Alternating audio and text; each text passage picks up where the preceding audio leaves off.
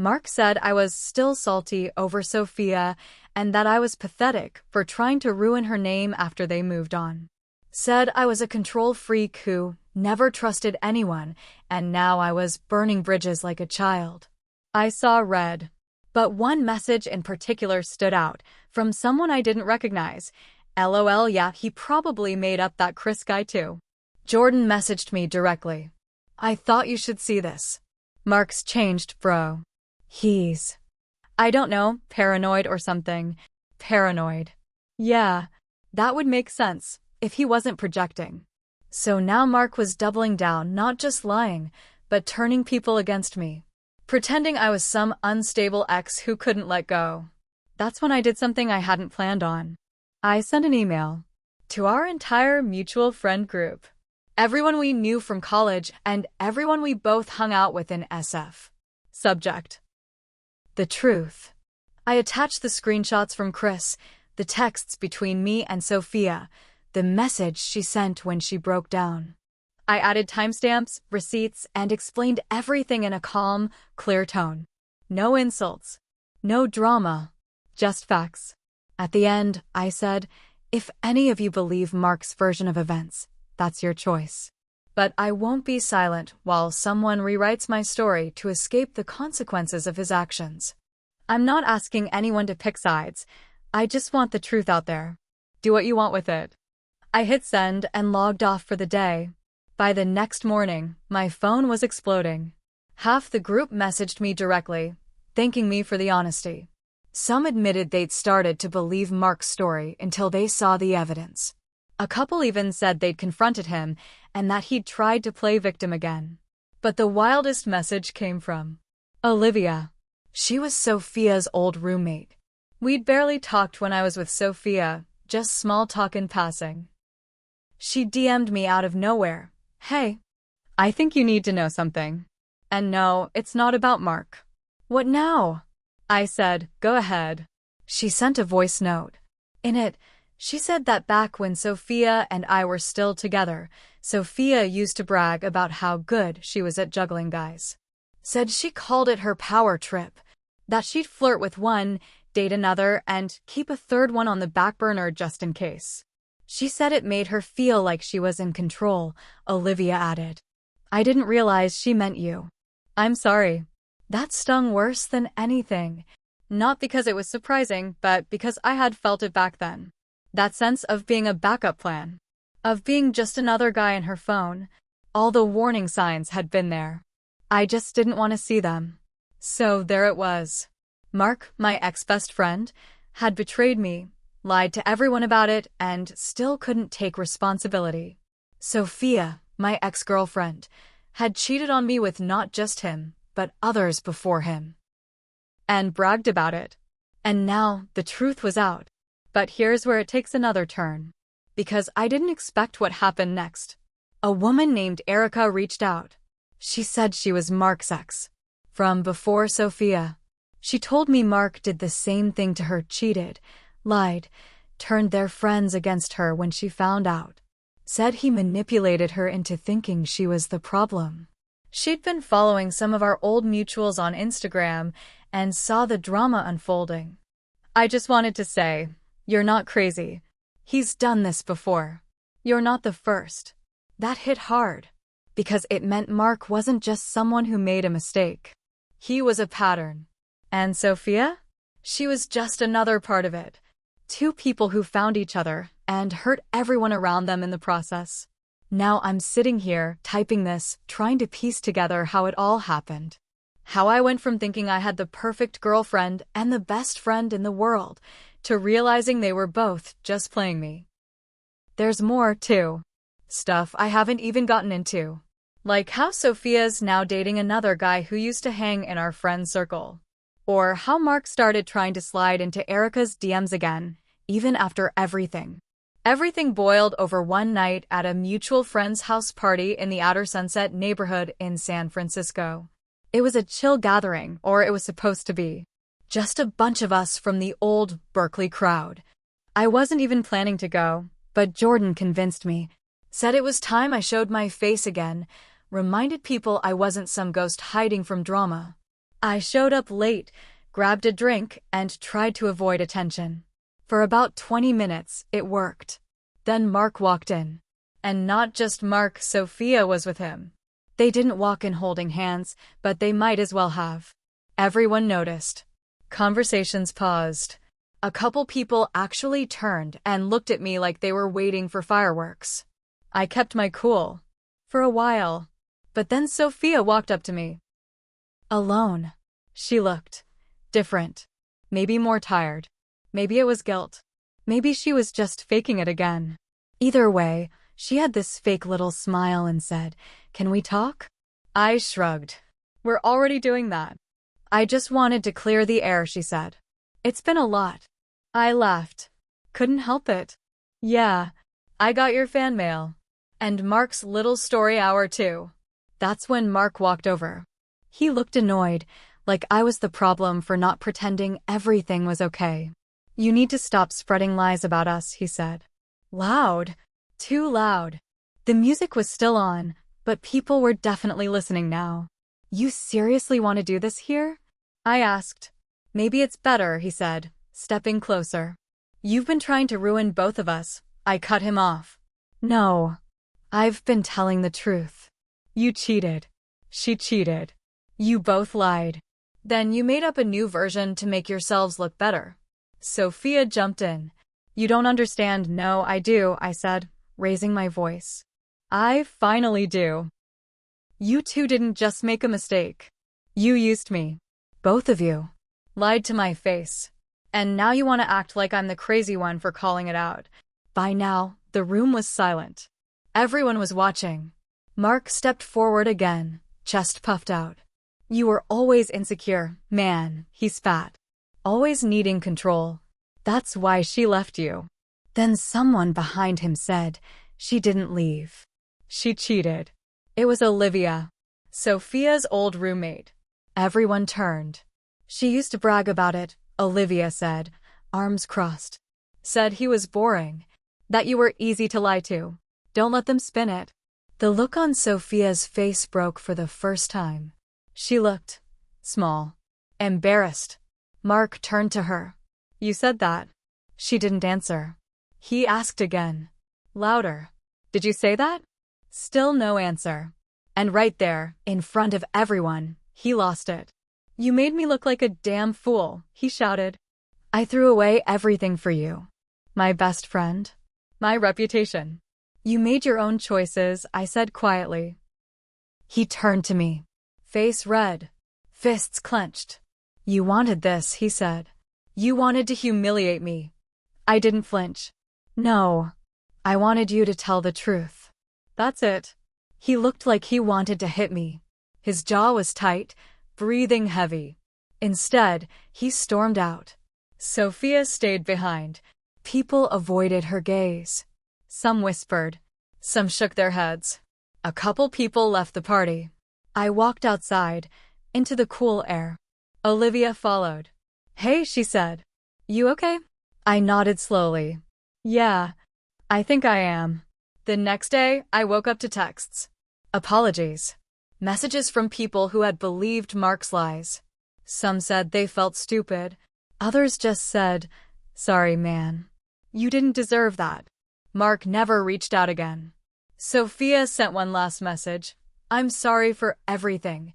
You didn't deserve what I did. I hope you find someone better." I didn't respond.